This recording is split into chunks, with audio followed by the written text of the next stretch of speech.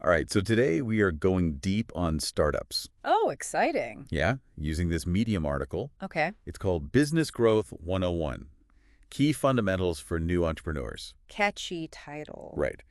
And it's by, I tried it. I tried it. Yeah, and I really like this author because they're all about sharing, Hmm. like what's worked for them in business, but also what's like totally flopped. So like real world experience. Yeah, not just Three. not just theory. Yeah. Yeah. So more like a case study than like generic advice. I like that. It's more relatable that way. Yeah. You can actually see how someone applied these principles Right. and what the actual outcomes were. Exactly. And they're not afraid to admit their mistakes either, which I Oh, think, no, that's refreshing. yeah, it's refreshing. It makes it more authentic. Definitely. So, they really stress having a clear vision and mission. Okay. Did they have this from day one, though? I'm kind of curious about that. Well, the article mentions that they initially struggled with decisions. Ooh. Like there was a lack of direction. Like they were all over the place? Yeah, exactly. Almost like they were lacking a compass or something. A rudder, maybe? Yeah, a rudder. That's a good analogy. So how'd they find their way? It seems like things started falling into place Uh-huh. when they finally created a mission statement. Okay, so a mission statement, that sounds kind of corporate, though. Right. But Yeah. how does that work for, a solo entrepreneur or like Yeah. a small team? So think of it this way. Okay. It's a tool, a decision-making tool. Hmm. It's not just words on a website or whatever. So, like, I tried it. It actually use it. Well, they said every time they faced a choice, they'd ask, Okay. does this align with our mission? Interesting. And their mission was all about high-quality, customer-focused products. So if the answer was no, they wouldn't do it. Exactly. Even if it seemed like a quick win or... I see. So it was a filter for their actions. Yeah, the filter. That makes sense. It's like they had this internal compass Mm. guiding their growth. Exactly. But isn't there a danger of becoming too focused on just the mission? Oh, that's a good point. What if, the market wants something different? That's where understanding your target audience becomes crucial. Okay. It really emphasizes market research. Yeah. It's not just a checkbox, it's Right. really about deeply understanding your ideal customer. So like their needs and wants? Exactly. Their pain points, what keeps them up at night. What they're searching for. Exactly. And I think they actually learned this the hard way. Oh, tell me about it. Yeah, they had this product. Okay. They were convinced it was amazing, Oh. but it totally bombed. Oh, no. Yeah, I can't even imagine the time and resources they poured into it, It's heartbreaking. only to be met with silence. Crickets? Yeah, crickets, exactly. That's rough. It's like a cautionary tale for all of us, It is. assuming we know what the market wants Without actually checking. without validating it. Yeah. Have you ever experienced something like that? Oh, totally. Oh, really? Early in my career, I had this project. Okay. I was so sure it would be a hit, Mm-hmm. but I was so focused on my own vision Yeah. that I totally missed the mark. You didn't get that feedback? Didn't get the feedback, no. Yeah, It was a tough lesson. I bet. But it taught me to really understand my audience. Right. Like, get out of my own head. Because what we think is awesome Yeah. might not actually be what people want. Exactly. Yeah. So we've got our vision. Okay. We understand our target audience. Right. What's next? How do we build the business itself? That's where the business model comes in. Okay. And it's not just about revenue, it's about sustainability. Long term. Long term, yeah. I tried it. It breaks it down into 4 elements, right? They do. Revenue streams, Yeah. value proposition, Right. cost structure, Yeah. and scalability. Exactly. Those are the key ingredients. Okay, so let's unpack these a bit. Right. First up, revenue streams.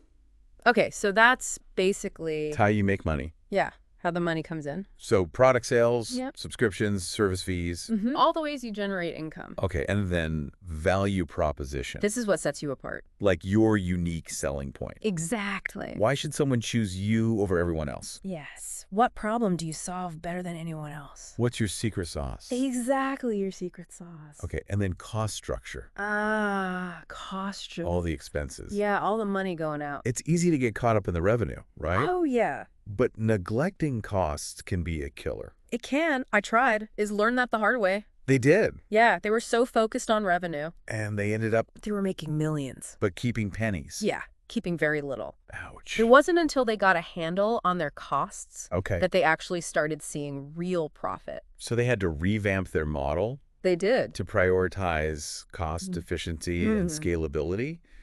Exactly. Interesting. So how did they analyze their costs, like practically? Well, they talked about calculating their burn rate. Burn rate. Yeah, how much they were spending each month. Okay. This helped them pinpoint areas where they could cut back Without hurting the business. without sacrificing quality or growth. Yeah. That's clever. Mm-hmm. Forces you to be honest about your spending. It does. So any other tools or frameworks you like for this? One that comes to mind is the profit margin analysis. Profit margin. Yeah, breaking down profitability by product or service Okay. helps you see what's really making money. And what's maybe losing money. Exactly. Gotcha. All right, so we've got our vision, mission, business model, Solid foundation. solid foundation. Now, how do we get the word out? Marketing and branding time. Time to shine. Yeah. It's all about telling a good story. It is, yeah, crafting a narrative that resonates. Mm. But I tried.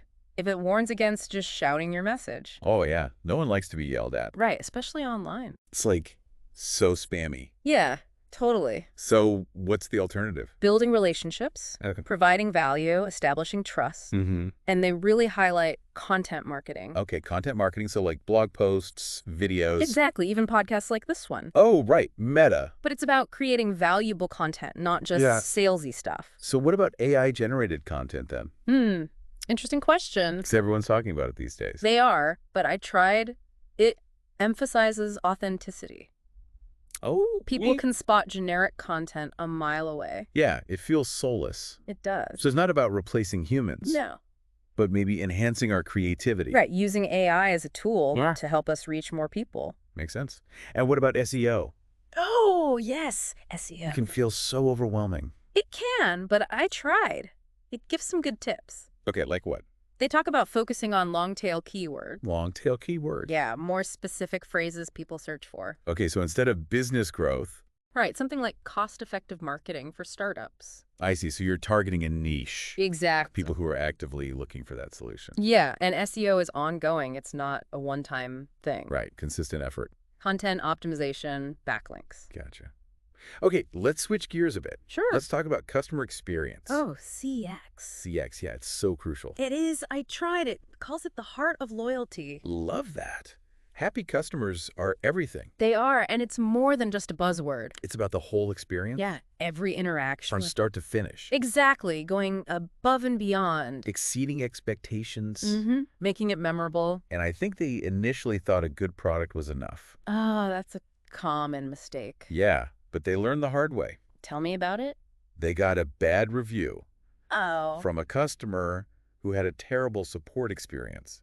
Ouch. Yeah, it was a wake-up call. It was. So they totally revamped their customer service. Good for them. What did they actually do, though?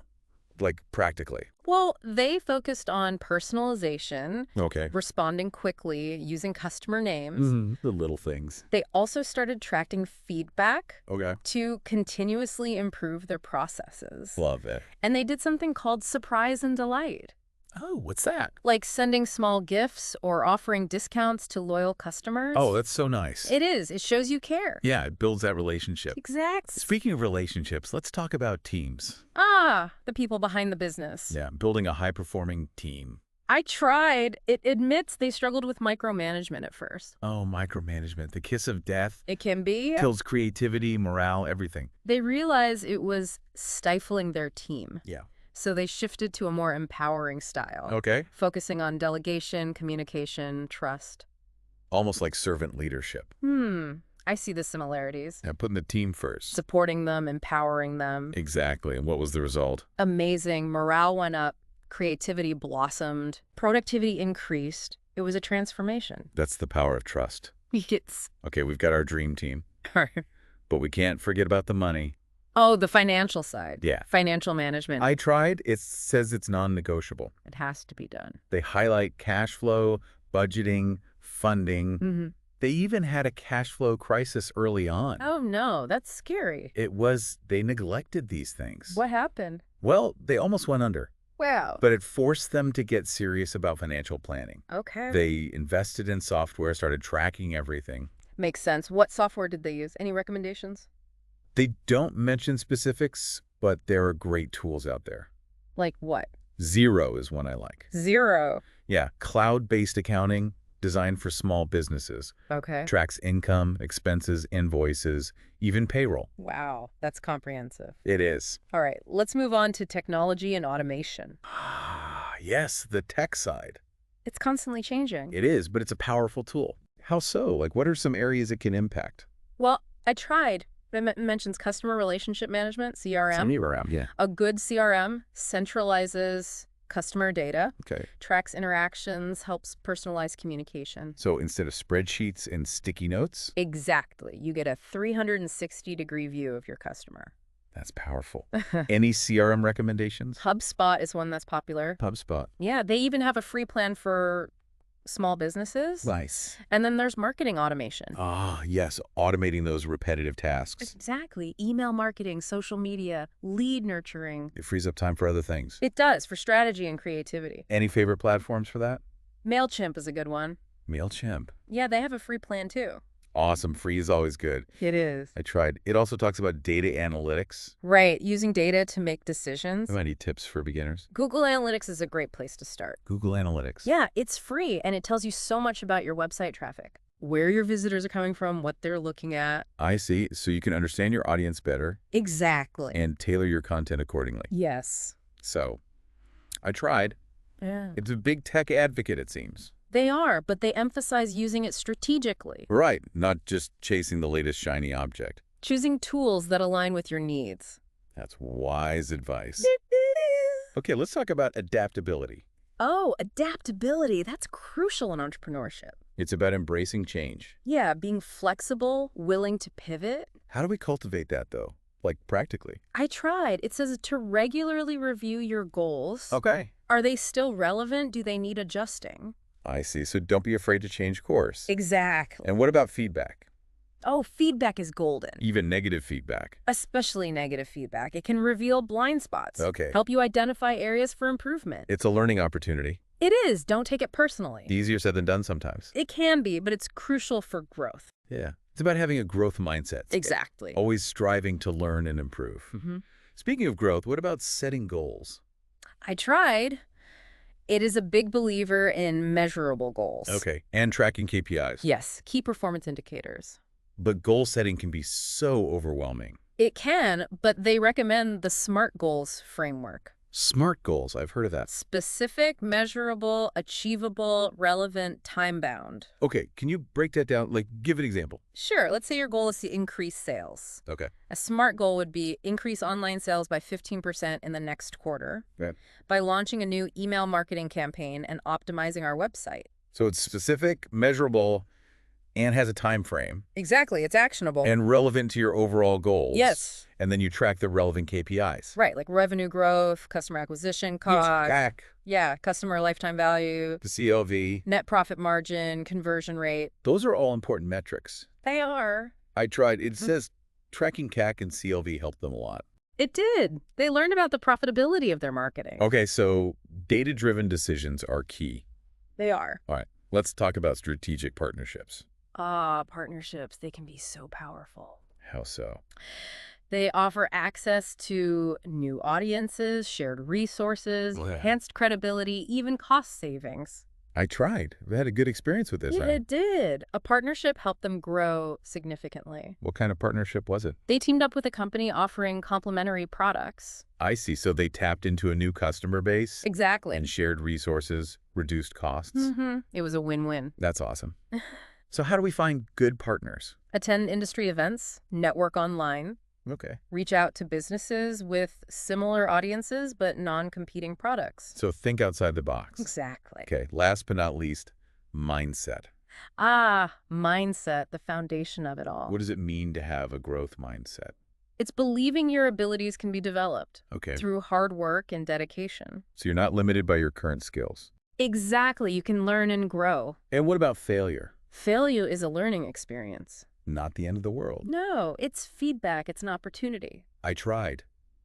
It used to see failure as a personal shortcoming. They did, but they shifted their perspective. To see it as a stepping stone. Exactly. So powerful. It is. And they also talk about having a support system. Oh, yes, surrounding yourself with the right people. Mentors, peers, advisors, People who believe in you. your success squad. Exactly. This has been an incredible deep dive. It has. I tried. It shared so much wisdom. From vision and mission to branding, customer experience, teams. Financial management, technology, adaptability, mindset.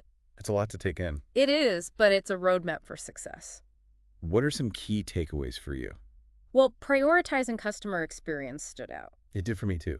It's so crucial in today's world. And data-driven decision-making. Yes, using data to guide your choices. Before we wrap up, I want to touch on legacy. Oh, legacy, that's a good one. I tried. It talks about building something that lasts. Thinking beyond short-term profits. What do we want to be remembered for? Exactly, leaving a positive mark. I tried. It encourages us to align our decisions with our values. To build a better future. That's inspiring. This has been an incredible journey. It has. I tried. Its story is a testament to perseverance. And a commitment to growth. Absolutely. So much to think about. It is a lot. Yeah. But it's inspiring too. Definitely. Like you don't have to have it all figured out from the start. Right. It's a process. And it's okay to make mistakes. More than, okay, it's inevitable. And I tried. Embrace those mistakes. Yeah, they learn from them. They turn them into opportunities. That's resilience. That's growth. Exactly. So as we wrap up, what's one thing our listeners can do? Today. Yeah, to apply these insights. I'd say reflect on your customer experience. Okay, customer experience. Put yourself in your customer's shoes. Walk a mile in their moccasins. Exactly. Consider every interaction they have. With your brand. From your website to customer support. It's easy to forget about that sometimes. It is when you're busy running the business. But it's so important. It makes or breaks your business.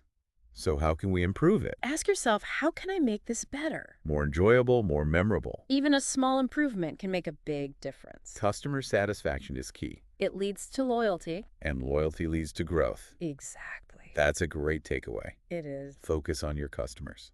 Always. Well, this has been an amazing deep dive. It has so much to learn from. I tried it. Their story is so inspiring. It is, full of valuable lessons. We hope you enjoyed this journey with us. And that you feel empowered to take action. Remember, every successful entrepreneur starts somewhere. Don't be afraid to take that first step. And keep learning and growing along the way. Exactly.